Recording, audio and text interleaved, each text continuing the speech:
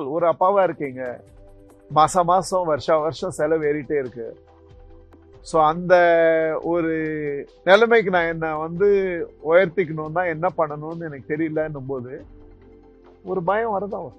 நம்மளோட படிச்ச ஒரு 4 பேரை போய் பார்த்துட்டு வரும்போது சில சமயம் have I miss the bus, நான் கொஞ்சம் பின்தங்கி போயிட்டனோ ஒரு பயம் வரதான் வரும்.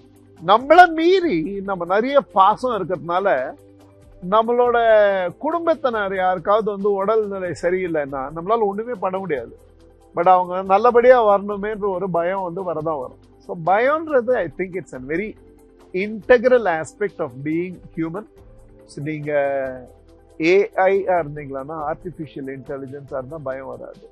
நீங்க என்ஐயா இருந்தீங்களான்னா, நேச்சுரல் இன்டெலிஜென்ஸா இருந்தா, fear is a natural aspect of natural intelligence. பரவாயில்ல.